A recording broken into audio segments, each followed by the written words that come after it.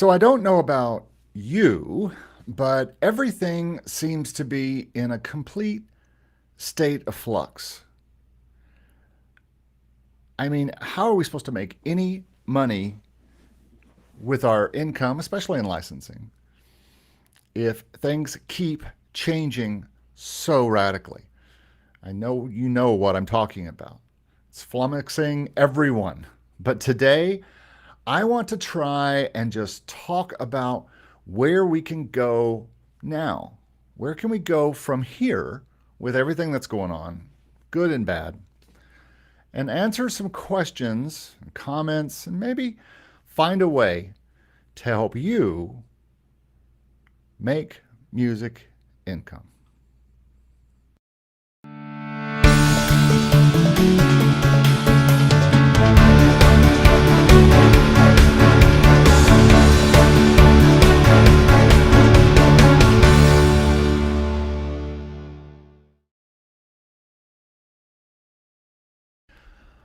Well, all right, everybody. Thank you for being here today. Trying to limit some plosives today with the live and just kind of get going here. This is Eric Copeland. I am a composer, arranger, a producer, an educator.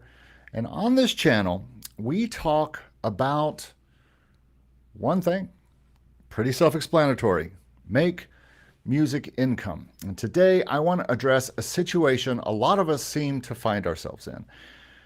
We have all been playing the stock music game now for a few years. And some of you are 5 or 10-year veterans, but some of you have just started. And I'm kind of in the middle of that. I've been in it for a couple of years now. But now more than ever, it seems that, especially with the changes at Motion Array and the complete mystery that is sales at Pond 5 and Audio Jungle, it's hard to see stock as anything that will be sustainable for a lot of us, at least. And I say this with a planned ebook on stock music library poised to come out in about a week. But a lot of people, ebook on, there he is. A lot of people are really concentrating on this, are wondering what the heck is going on with this whole royalty-free library thing. And to the real money makers in stock, they wouldn't think anything of Audio Jungle or Motion Array or Pond 5 as anything that they would do. But the rest of us look at these little other kinds of stock libraries and we put stuff in them, and are we wasting our time? Are we wasting our time with the big ones? Are we wasting our time with Motion Array? Are we wasting our time with Audio Jungle or Pond 5 or any of these things? And so that's kind of what I want to talk about today. And I want to try, I'm going to answer some questions and some comments from people who are here, and I'll get to the chat in just a minute. But you know, I'm with the other 90% of composers. A lot of you look at this channel and look at me and say, well, you must be making a lot of money because, you know, you have a channel called Make Music Income. I do make a good amount of income from music, but it's not all from stock. As a matter of fact, this is barely from stock.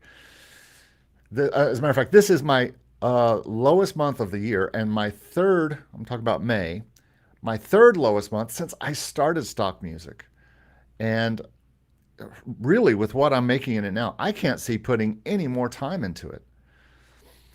And so now let's turn to sync and sync licensing for television and film and ads. And then there's sync like I have just started in the past few years. And again, sync is a very long game. Now, I've had success getting into exclusive libraries, and it may take years for songs to matriculate into the actual libraries, still longer to be found, and then still longer to be used by TV, film, or ads, and even longer still to bring me any upfront payments or back-end royalty payments. Now, for certain artists lucky enough to get into the upper tiers at Motion Array or Artlist, these are somewhat salad days. I mean, it's not bad. I know people. I know a person who does very well, where a lot of us sit back and go, why do sales keep declining? But for all of us who are dealing with this, it's either accept literally pennies or dollars from stock, or work hard at developing high-end sync worthy material and play the long game in sync for TV, film, and ad placements. But for those wanting music income now, where do you go from here? What now? And what about when you see a video last night where our guy Jesse at Sync My Music is talking about a guy who did not make any money or made $2,000 over 5 years and is wondering why? I've done everything that you said to do. I've done it the way you said to do it. I've got good material. Why is it not working? Well, rather than just ask questions, I'd like to provide what I know to be answers to make music income in 2022. They may not be the answers you're looking for, and they may not be answers for stock music or for sync licensing. But I'll be answering comments and questions here from composers and producers, as well as giving you my thoughts on the best ways to make music income as of June 2022. So without further ado, let's go check out all my friends here in the chat. And hey, everybody, glad you are here today. Just saying hello. Hey, Arco, how's it going? Hello, Oleg from Ukraine. Power to the people of Ukraine. Glad to have you here right now. Hope you're safe. Arco, good music for intro. Thank you very much. Yeah, Oleg, tell us how you're doing. There's White Beam Studio Pair. How are you doing? Good to see you. Murfreesboro Guitar is in the house. Alexandra, thank you for being here. Stevie B is in the house today. Look at that. Wolfgang says, I can't complain about stock libraries. I have about 1,000 tracks spread around about 15 royalty-free libraries and get around 1,500 per month from this. Well, that's a different level, Wolfgang. I mean, I think a lot of the people who are dealing with things, I mean, I'm really only at the 200 song level. And so, I see anywhere from 200 to 400 a month, depending on how things are going. But I think once you have 1,000 tracks in anything, if you have 1,000 tracks across 15 royalty-free libraries and 1,000 tracks in sync, you're going to be doing pretty well, most likely. Stevie B says, what are your best performing libraries? We'll get to that. That'd be good to know, Wolfgang, if you could tell us. I think I know what they will be, but you could tell us what they are.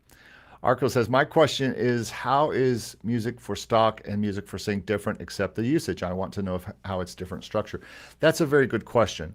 And the answer to that is basically that stock music, you have to remember what each one is for, Arco. You have to remember that sync music is for television and film and advertising usage, which means think about television scenes. Do you think that a corporate song is going to go in the background of a bar scene in a TV show?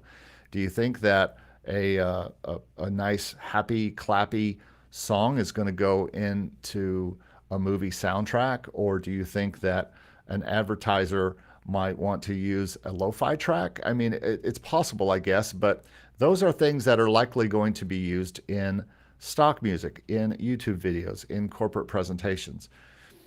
When we get into the world of sync licensing and you're creating songs that can be used in television shows, you are creating trailer music for trailers for movies. You are creating soundtracks and being hired to create soundtracks for movies.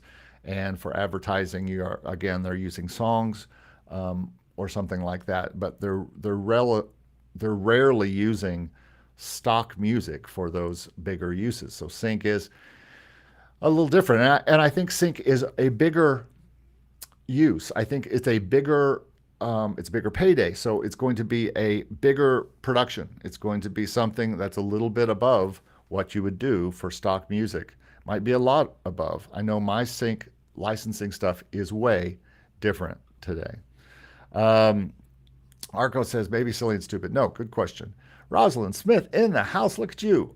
Eric, I'm off today. Well, glad to have you here, Rosalind. Rosalind is one of my co-partners in Making Sync licensing music, and so glad to have you here. We're going to have a lot of questions and talk about that today.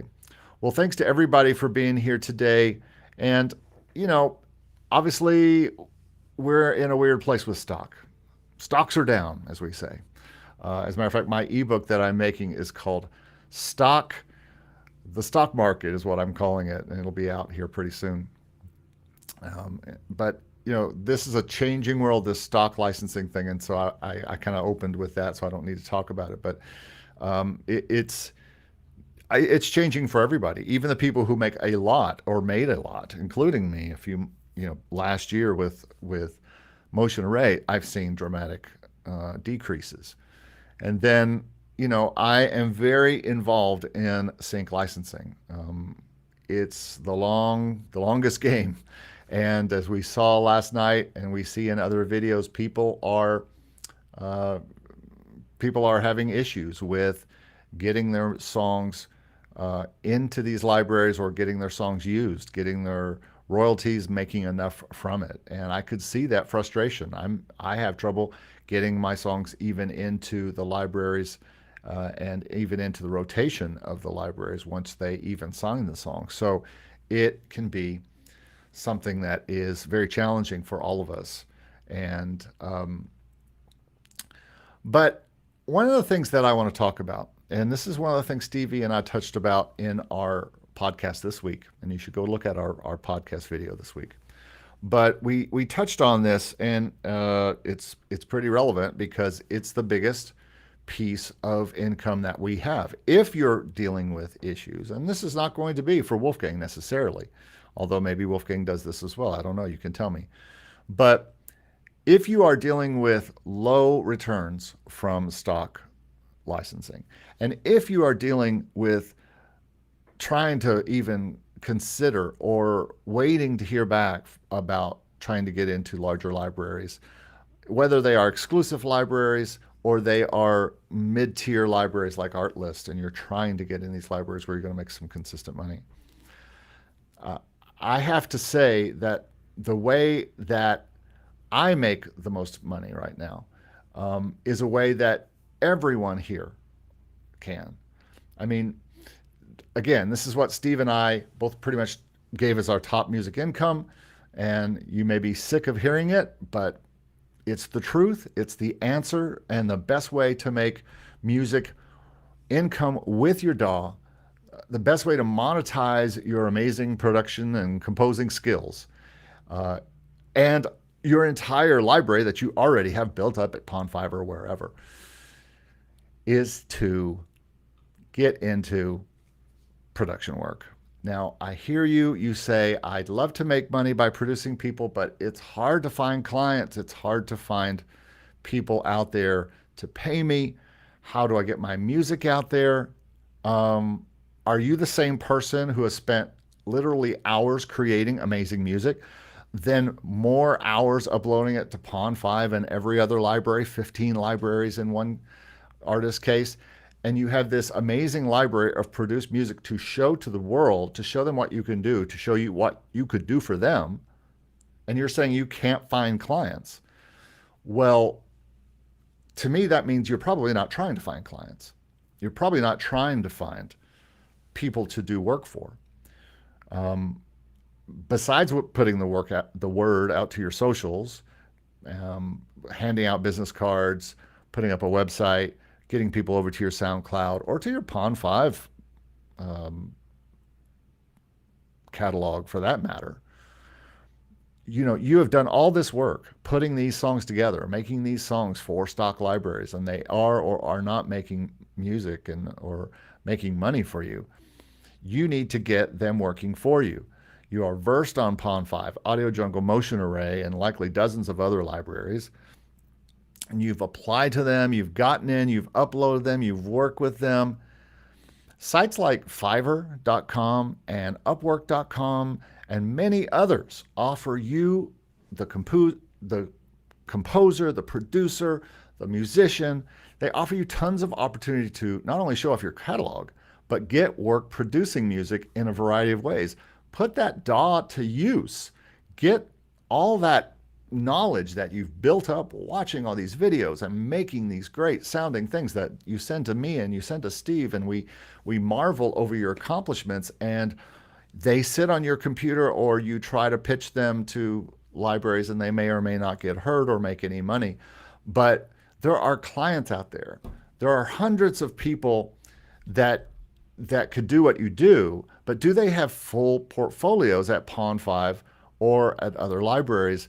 And do they already have the song standing by to show people? So don't tell me you don't have time to seek out clients if you've been making music to pitch to libraries, to upload to libraries, emails to sync, licensing companies. You have the time to be looking for music production work. And I'm just here to tell you, the beauty is when you find these jobs, they don't pay a few dollars here or there, a few pennies, or you wait for a sale and make something. They pay hundreds. They pay thousands of dollars. I have clients, and one of them is here right now, that pays me hundreds per month to work for them as a producer, as a composer, as a co-partner. These are clients who come to you time and again to continue to pay you to compose, to arrange, to produce for them.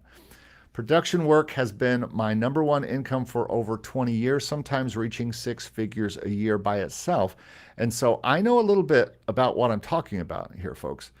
In fact, you may have heard this on the podcast, and my production company is still, even with my newest teaching job that I got, production is still my number one music income, and it still provides very well for my family, and it's still one of the main incomes that I have. So what do you think about that? What do you think about producing? Let's see here. Oleg says, long story short, by the way, this is a, Oleg is also Barul on Discord. Cool. I'm fine. Watching Eric is better than watching the news. So thanks, Eric. Well, glad to be, some kind of help to you there. Let's see, Wolfgang, Stevie B says, Wolfgang, what are your best performing libraries? Oh yeah, I've already read this before. Let me catch up here. So, hey, here, there's Art is in the house today. Art says, hello, Eric from Ukraine. Art, you're also from Ukraine? Awesome. Today I received email from Motion Array. Unfortunately, they didn't approve me. Well, that seems to be something that's going around, Art. I'm sorry to hear that. Although, right now, that's not really losing much, as some people could tell you. Wolfgang says, I got accepted by an exclusive library for TV music, BMG library, great, from Germany. Now my second album is about to be published, so 20 tracks for sync already. Yep, I too am with a BMG library, Wolfgang, and they are great to work with. And so Arco says, congrats. So any thoughts from the peanut gallery here on producing for a living? I know that most of you, yeah, listen, it's not as sexy as licensing. Although being a producer sometimes is kind of sexy. I mean, it's kind of interesting to live and work as a working composer and producer for artists. It is something that continues to bring me income, and it's something that I would highly suggest to anyone who is watching this video now, who is coming in and saying, wow, I am just not making the money on licensing that I was hoping I would, or sync licensing is moving too slow. And it's exciting at first, Wolfgang, when you get those first libraries accepting your music and getting those tracks in there. But I can tell you, as someone who has a little over 100 tracks now with 3 different libraries, it's also a long wait to see when they're going to pay you something. So hopefully that will happen soon for you and I. I'm looking at that as a long road while I work on other things, while I continue to run a record label, run a production company for sync, run all sorts of things. And while I run the next thing, which is another music income that I want to talk about today, in case your licensing career is just not hitting it the way you want to hit it. So the next thing for me is teaching. So once we get into things like teaching and you're watching this video, this is where you go, well, that's not anywhere as sexy as music licensing or even being a music producer. And you know what? Maybe you're right. But you know what is sexy? That paycheck I just got yesterday, that 4-figure paycheck that is way more than I've made all year in just this one paycheck. For this one pay period is $700 more than any money I've made on royalty-free libraries. It's a lot more. It's all of it is more than I've made from sync, which is I think about 10 cents if I look at my royalty statement correctly. And they have this thing called benefits. I may not be producing it or saying it loud correctly. Benefits. See if your fancy licensing or indie producing gets you benefits for health, for dental, for vision. I've never even had vision. It's a good thing because these are not very good. So I hate to tell you this, but you're listening to teaching right now. This is teaching. This is my way I started teaching before I got this other teaching job. I started this channel to teach, to inform, and you're soaking in it. Don't worry, it's mild. But yes, I make music income from this too, this channel, and I'll talk about that next. But teaching has really changed a lot of things as far as the comfort level of our family, our insurances, all that kind of stuff. It's made this June 2nd time when I'm usually worrying how I'm going to pay rent, it has made that a little bit easier. So let's see what people are saying here. Arco says, so like you heard my music, where will you suggest my music? It's more for sync or stock. Well, I think what I've heard has been for specific things. And if those, Arco, truly, I've listened to so many songs since the last time I heard your music, I couldn't tell you specifically. It's very funny to me that people say, hey, remember that song I showed you a week ago? No, I don't remember the song you showed me a week ago. I've heard 1,000 songs since then, and I probably made 100. So, yeah, I think it's something that you will have to look at yourself, and you're going to. I think it's very obvious once you start looking at libraries that are exclusive, that are looking for music for television and TV, and you look at those songs and you listen to them, you'll know. You'll know. I think it's pretty easy to see. Panda Music Publishing, glad to have you here today. Stevie B says, producing custom work, film scoring, etc. is great work and can be very lucrative, but finding clients is hard work. Yep. Let's chat about that on the next podcast. Yep. Finding clients is probably the secret. And I think a lot of people came to me through my Nashville years, and they would be session players, and they would be producers, or they would be engineers, and they would say, wow, I really want to get into producing rather than just being a guitar player or whatever. And they would say, tell me your secrets. How do you get your clients? And I would start to tell them, and I would tell them the work that went into it, making a website, making a large catalog of music that people can listen to and see, doing YouTubes and doing a lot of social media, showing off, being at tracking sessions, showing off different things I was doing. And then I would just get these blank stares back, like, I can't do that much work. And I think a lot of people who are talking to me now about this, and a lot of people who are listening to this right now, you could do more production music and put as much time into this low paying, if you're making low pay, stock music licensing, into your production, into your clients, into trying to get production work. And I think sometimes there are different things that really waste our time. Steve and I talk about that, I think, in a few back, we talked about not only the things that make us money, but the things that waste our time that don't make us money. And at the top of that list were things like YouTube channels that we work on, like I'm working on now. Like Steve took a break from YouTube lately. It can be a distraction. Stock music is kind of a distraction for me right now. Taxi is a distraction for me. Those emails are distracting. Spitfire Audio and their sales are distracting to me. They cost me $200 lately. Arco says, I think being a musician, composer, producer, performer, and being able to earn money with it is sexy. Yeah, no doubt. No doubt. Art says, I think sexy is writing music. Me too. Me too, really. St. Devil, hey, glad you're here today. 26 watching. Eric, your streaming is amazing. Thank you, Art.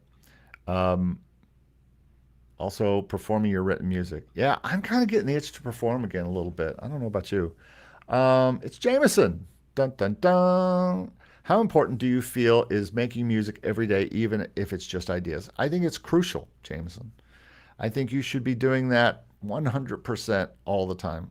Just before this broadcast that I started doing today, I was working over here. I just got Albion 1 the other day, and I was going through it and just writing things, just coming up with ideas in my mind. Practice makes perfect. Practice is a lot of times just messing around with little ideas can turn into songs that can be used for lots of ways. And so I think it's as important as anything. And I think one of the things that we can get stuck in is looking at our stats on Pond 5 or Audio Jungle. I can't tell you how many times a day I waste looking at these sites and seeing what's going on with Motion Array today. And is there some possibility that my sales have increased? And all that, it's just a distraction. Panda Music says, I make music every day. Sometimes I finish 7 to 8 tracks a day. Push, push, push. Great. Murfreesboro Guitar says, I had 32 students before COVID, working my way back. The best connections I've made were contacting local high school band directors. Wedding gigs hooked me up with the first contact. And this is a great thing to talk about here. One job can lead to another.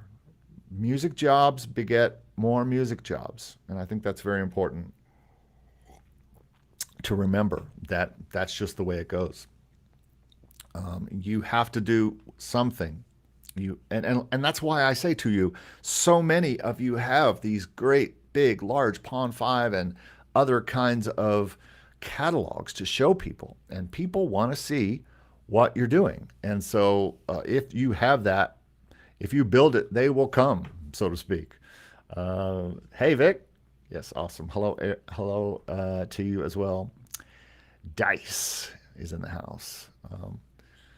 Oleg says, I've heard about mechanical royalties and have no idea about it. BMI collects performance royalties for me. Identify brings in YouTube content ID. What administrator do you recommend for mechanical, and should I? Well, they're really, your administrator is whoever is selling your music. So if you've got your music up on DistroKid or CD Baby, they are collecting mechanical royalties for you. Mechanical royalties are sales, basically. And you can get mechanical royalties from any sale online. And whoever is collecting that online is your mechanical royalty, not administrator, but collector, and they are feeding it back to you. So if you get played on Spotify, if you get played on any of those things, then you are getting mechanical royalties that are then being paid to you by whoever it is that you are now selling it through. So that's mechanical royalties. And so yeah, mechanical royalties, unless you are really, and we're going to get to that Spotify here in just a minute and talk about that. Panda says, I've been using Albion 1 for over 7 to 8 years now, still my #1 string library. I can see why. After going by it today, Signature Music, hello. Thanks for joining us today. So St. Devil says, when making orchestral music for syncs, so do you think it's best to stick to standard instrumentation or experiment with combining different sounds in? I do both. I have made very orchestral type things that have a lot of electronic loops and stuff in them. And I have also done just classical, straight up piano, classical music, and everything in between. I think, if you're selling it to a sync library, I've done both, and I think you can do classics, you can do new ones if you're going to do new things. I say mix it up. I mean, you're going to see these libraries and people who are looking for music for television shows and things. They've seen and heard everything. So stuff needs to be different. Stuff needs to be unique. Stuff needs to have its own kind of sound. And so I would say to experiment for sure, unless you just get a desire to create straight up orchestral recreations of Mozart tunes, and you want to recreate those correctly without anything. And there's use for those things too. I just sold, or I should say signed, an entire album of piano arrangements, strictly piano versions of great piano sonatas, and especially the ones that you know from Beethoven and from Mozart and from different composers. So those weren't altered at all, except maybe I changed the phrasing a little bit here and there just for what I thought needed to happen. But so I think both for those. Jameson said, the best thing about making beats is hearing a finished product after all the work. I just got a song placement with rappers, and it feels good when your hard work paid off and got a product. Yeah. No doubt. It certainly does. St. Dibble says, Arco says, I was experimenting with piano, guitar, and some African percussion, creating classical cinema music. Cool. And Panda says, when you registered with Sound Exchange, you can search your name and see directly the tracks that are already in their database, and you just have to click one button to claim. And that's true. I made a good $700 or $800 with Sound Exchange.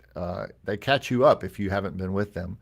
Now, Sound Exchange only collects from non-interactive places like Pandora, like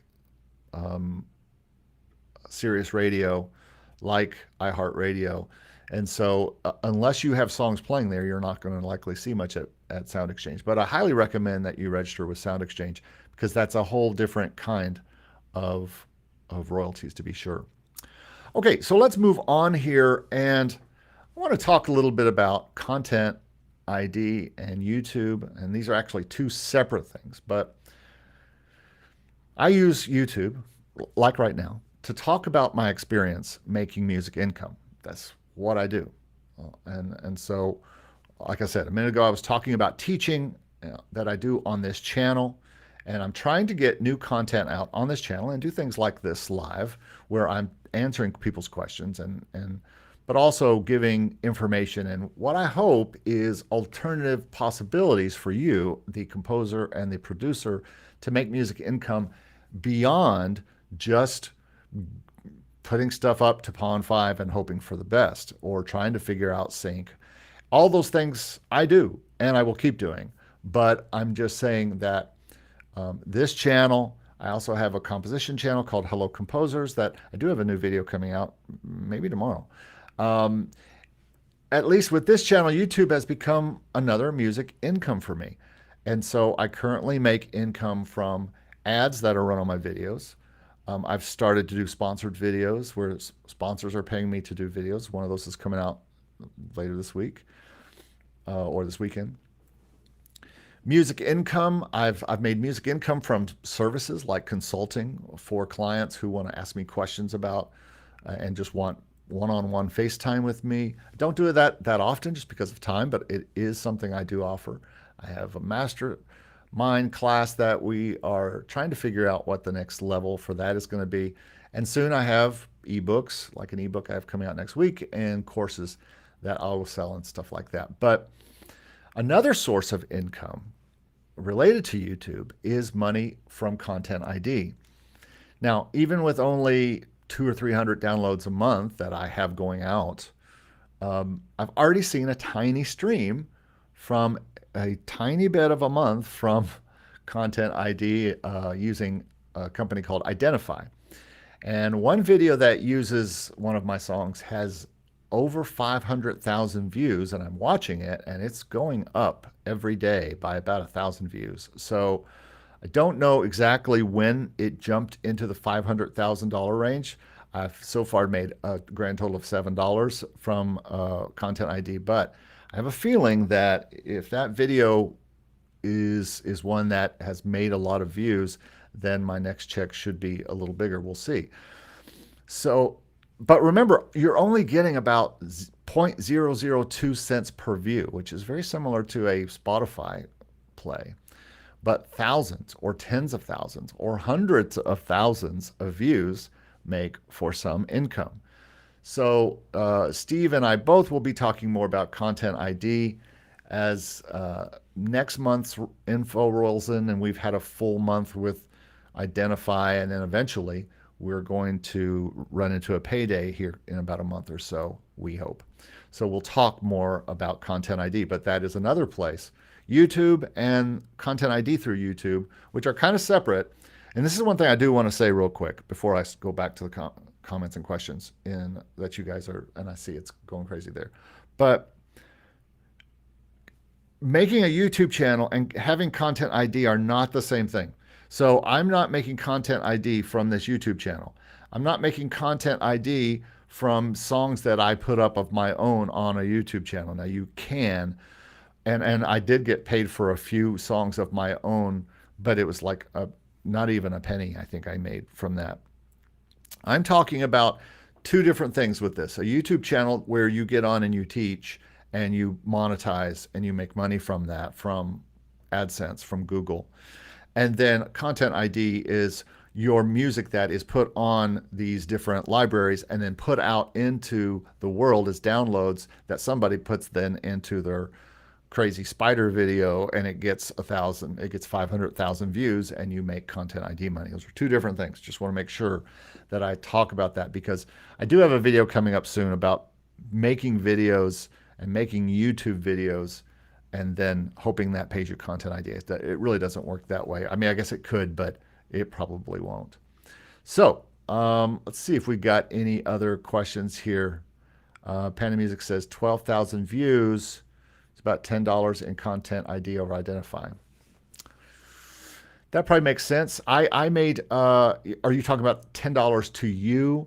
I think I had 5,000 views on this one video for February, what it tracked in February for me, and I made about $7. So I guess that's pretty close. I actually made $10, but they took $3 because they take 30%. So I guess that tracks. I guess it's going to be some kind of strange thing there. I get half February, $100, and expect much more for March, over $200. Yeah, well, I think that's great, and hopefully that is the same thing. Arca says, I made $2 from Spotify. There's your mechanical royalties right there. Guys, this sucks. Tell me what sucks. $10 for 12,000 views. Well, I guess YouTube is notorious for being one of the lower payers, just so you know. So getting Content ID from YouTube requires a lot. But so does Spotify. It requires a lot. So does being on the radio. If you get a song on the radio, it better be in a big city or it's not going to make you much royalties. And so it works in kind of the same way. Thanks. Interesting to get some numbers for Content ID. Well, we're really going to break it down. I think Steve and I both are ready to break down Content ID money once it comes in and let you know what we're making. You know me, I'll show you the numbers right on the screen. I don't care. I think it's very interesting, and I think you need to know the realities of making money from Content ID. And so I'm only looking at downloads from any of these things. I've thrown all of my things into pennies on the dollar in stock libraries because I want more downloads than less downloads. Yeah, it's great to get $50 and get a dancing panda and get a $50 sale that you make $18 from. But if that's just one download, that's not as good to me I have a monitor up there and I can see me and I can see on the delay when I do a dancing panda. So I'm going to do it again just because I love doing the dancing panda. But, and then I'll see it here in just a minute and I'll laugh again. But there I go. So, the dancing panda. How crazy excited do we get when we get a dancing panda email and it's worth $1 or $15 or something? It's just ridiculous. And then I work all day, all month, and for clients and get a much larger paycheck and much larger income, and at the end of the year, way more income than stock. And and again, I don't want to discourage stock because some people watching this are making 4 figures a month on stock music. We just talked about it with Wolfgang, and I know someone else watching this who is making it. That paycheck, yeah, it do suck. I guess if you're talking about the paychecks for stock licensing. So let's talk about something else that I've got a whole video coming out this weekend about. And let's just talk for a second about one other income that I think gets completely left out of the conversation when especially with creators focusing on licensing. And that is distribution to Spotify and DSPs. I think this is something that I'm trying to get better at. I know Steve is working on this. I almost call it a forgotten income stream. Some of us have gotten so brainwashed and so focused on this licensing thing,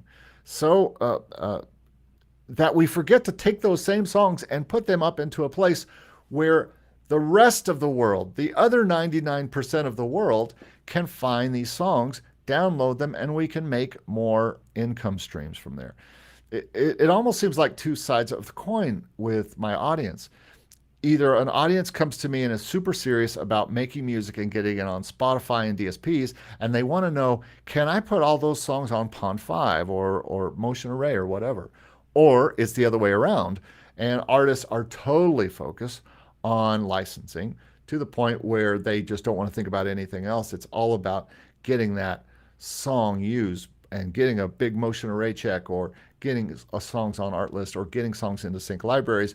And they don't even have the time or have the interest in putting their songs up to DistroKid or Amuse or CD Baby and try to get that music on stores. And I think that's kind of crazy. I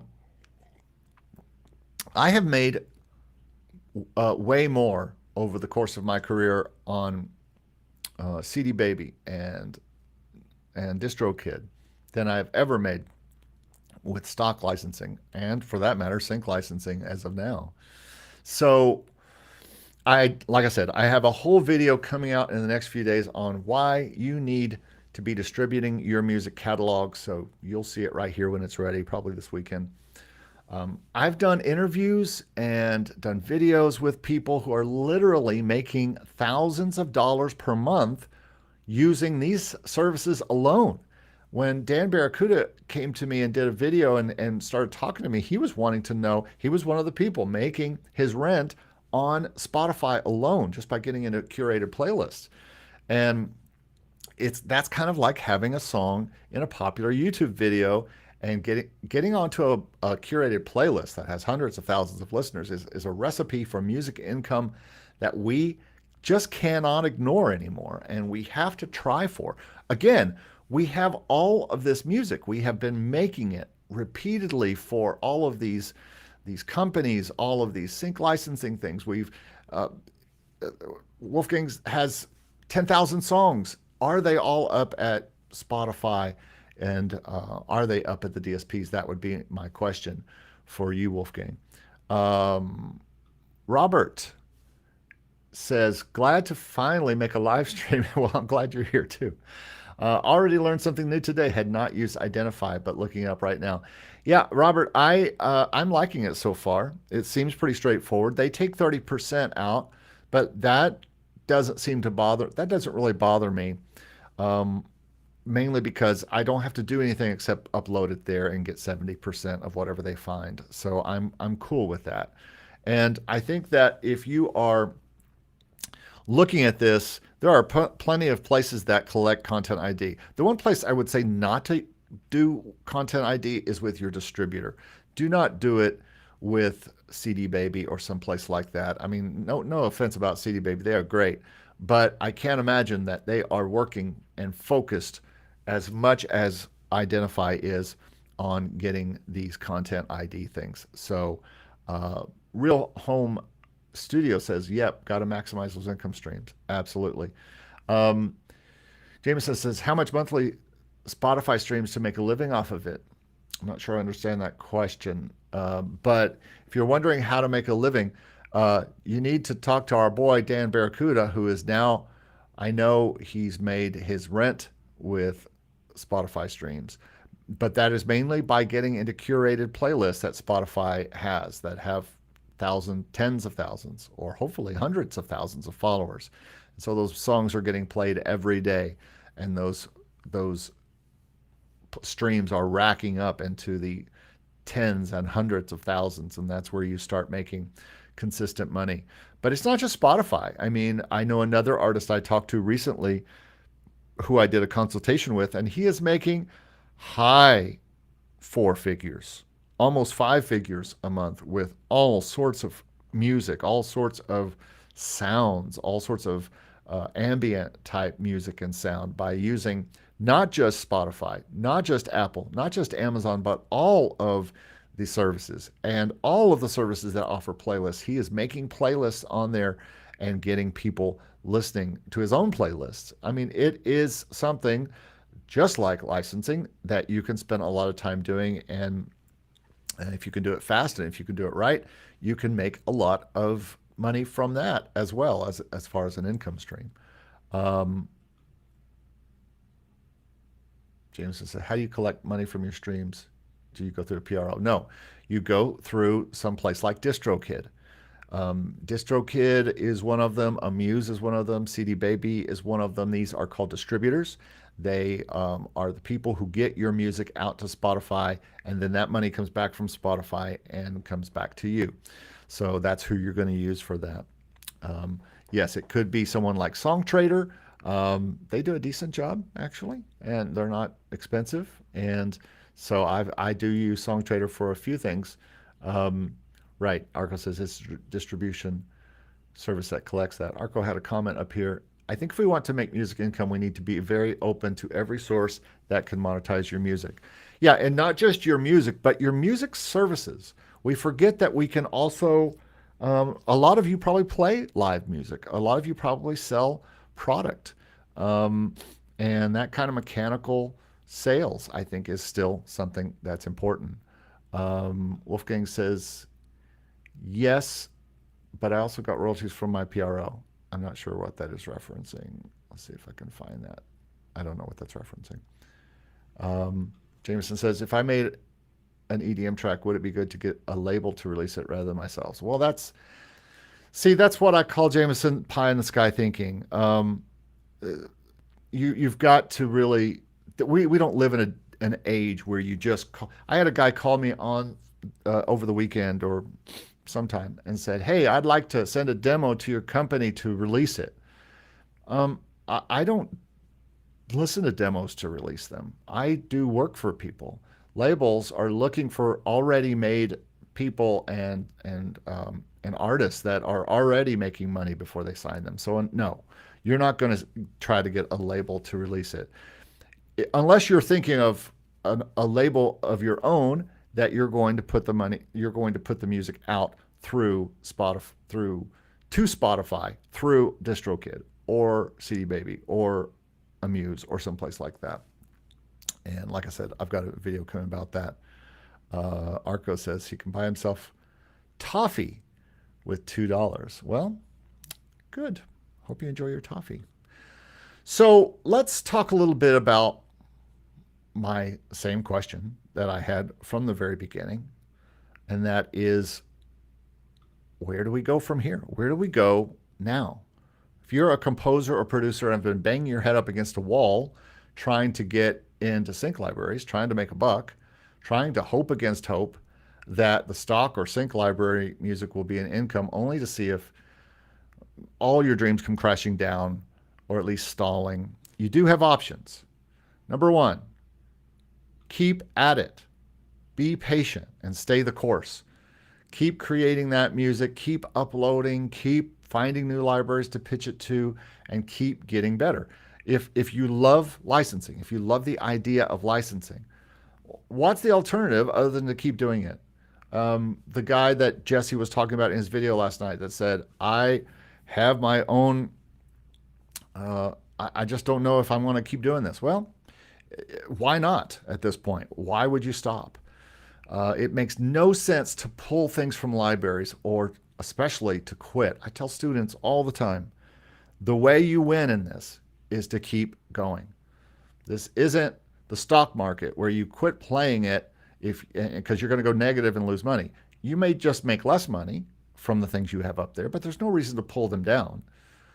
For stock, I think you have to look at what Wolfgang is doing, consistently uploading and also tied into a content ID system that then the possibility exists for more downloads to be used in more videos to collect more money from Content ID, which now serves as like a royalty service for our stock music.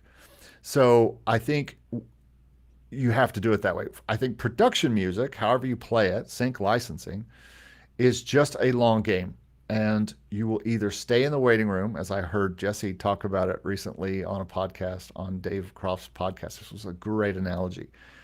And you should go to that podcast and listen to Dave's interview with Jesse from Sync My Music. But Jesse talks about being in a waiting room, and you can wait for the herd to thin, and that will, because people will get bored of doing this, and you'll stay doing it. And wait for that waiting room to empty out while you stay in it and keep piling the good material in and keep working it. And I'm here to tell you, after 30 years of music work in lots of different things, the reason I still make music income is because I still do it. And I've kept at it. I've kept working. I've kept continuing to get better. I even went back to school and finally got my bachelor's and then got a master's. I stayed at it. So I think that's the biggest thing here. And I just saw my calendar telling me that my podcast Zoom with Steve is in 2 minutes. It's in 8 minutes. So I've got to finish this up here. But the second thing I want to do as far as tell you what to do now is choose other paths. Your other option, rather than just waiting around for your licensing to work, is to do these things I've been talking about today. Are you a composer? Write for local orchestras or local projects or people who need music or clients, businesses. Compose for income, just like you do for licensing. Use the stuff you compose for licensing for income. You should be doing this anyway if you do licensing. Produce for clients who need the work. Put that same fire and energy you have, put it into stock libraries or sync music, and put that into finding clients and produce for them. Get paid today to do the work you're doing now for hopeful future income. Do it now and get income now from clients. It's worked for me for over 20 years. Go to school, get a degree, turn that into a teaching job or a job that pays you while you continue to compose and produce for licensing, client work, whatever it is. Or teach on YouTube like I do, like Steve does, like Stevie B does, like Jesse or Daniel does. Tell your story the way that only you can tell it and see if you can find an audience. That's what I have done here. Get your music out to the masses. Get it on Spotify, Apple Music, Amazon, Tidal, and more. Focus on getting on playlists so that just like you do when you're trying to get on Motion Array, like you're trying to do when you're trying to get in this newest library or whatever. I'm telling you, whoever said earlier that they tried to get on Motion Array and couldn't get in, guess what? I'm telling you, you can get that music in Spotify today if you use the right distributor. So that is not something that's going to exclude you. Play that distribution game as well as find a path towards income from sales. And as I'll talk about in my next video on distribution, and I've talked about with folks like Dan Barracuda, I think Spotify can be, and all the DSPs can be a lucrative thing that you've been waiting for licensing to be. It's there now. It's been there the whole time. So that's it. Keep at it with licensing and or choose other paths to make music income. Or as you know, as I say, do them all all the music things and make music income from multiple sources. That's really the only way. That's the truth, my friends, on how to make music income your living if you want it to be that. So those are my keys. Those are my thoughts. Those are my answers, if you will. Let me get my last kind of thoughts here from the chat. Then I'm going to need to run.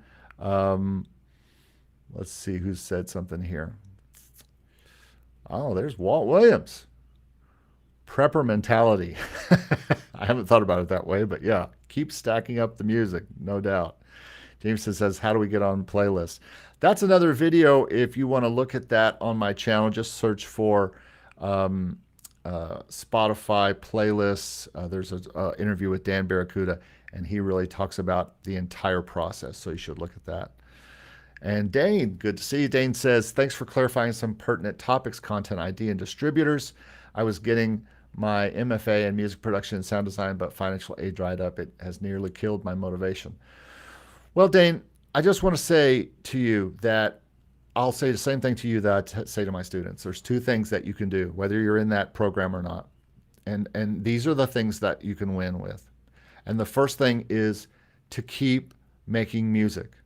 Just keep making music. There's not that much of a difficulty factor here. Keep making music, like the people who have been talking about that they make music every day and they make certain tracks a day. Keep doing that.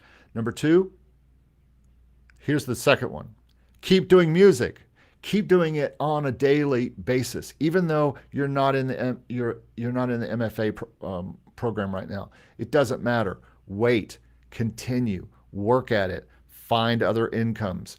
You have at some point you'll be able to get back to that MFA. Dude, I finished my master's degree at 56 years old. You can do it at any time in your life. It's not something that you have to do this minute or you won't be successful. I screwed around in college when I was 18. I screwed around in college in my 20s. I finally went back in my 40s and went and got serious about it. In my 50s, got my master's. And all that really did was just give me more info, give me more orchestration ability, give me more composition ability, and all that kind of stuff. So, dude, glad, hey, 55, brother, I see you, I feel you, I know where you are, and all I can say to you is keep on it. You're never too old, and I am living proof, and this channel is living proof, and all that I do, which you can see on all my sites, is living proof. I keep doing it, and that's why I succeed. It's really a quote from Bach. I didn't make it up. He said, I am obliged to be, I should keep this quote up all the time.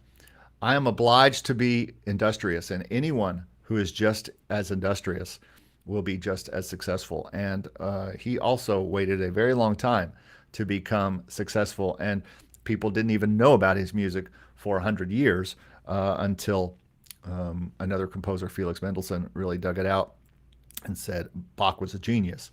So yeah, Jameson says, every piece of music you make has the potential to be something in the future. It's planting a seed. You don't see results right away, but you will in the future. I have songs, absolutely, Jameson, I have songs that I am digging out now to put on some of my libraries, and they are absolutely making it into my sync libraries. And these are songs I wrote 20 years ago, 40 years ago. I mean, long time ago. And I'm digging these songs out now and putting them on this country record that I have.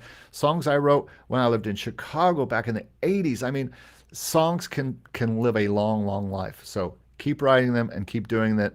And Jameson says, should I get Ableton? I use FL Studio. I think you can use anything here. I don't think it matters. You can use Logic, you can use GarageBand. I don't think it matters what you use, just so you use it. Robert said, same here, I dug out some 20-year-old songs to put up as game music, and several have already sold. Absolutely, see what I'm saying? Dane says, thanks for the advice. No problem. I'm happy. That's why I do this channel, is just to be part of the conversation and hopefully to inspire people and teach. So, one last thing, No Destination, good to see you. All DAWs do the same thing, but Ableton is more EDM and hip-hop loop-based music. Yeah, but Logic has tried to become a version of Ableton. If you've seen the newest version, they try to do some things. I think all of them pretty much copy each other. Well, listen, everybody, I want to say thank you for being here today and for this Make Music Income Live. It's been great talking to you and sharing this information with you. And I'm going to have to go because my buddy Stevie B is waiting for me to get working on the podcast so we can get that out to you next week. So thanks for being here today. And if I can be of any help, leave any other questions or comments you have in the comments below, and we will get to those as they come in. I answer every single comment myself, and we'll get that answered for you. And just thanks, everybody, for being here. Robert, thank you. No Destination says, thanks for keeping us all motivated, buddy. Well, that's what I want to do more than anything, really. So everybody have a great day. I'm going to end the stream. Oleg, take care in Ukraine. Our prayers are with you. Everybody else, have a great day, and we'll see you next time.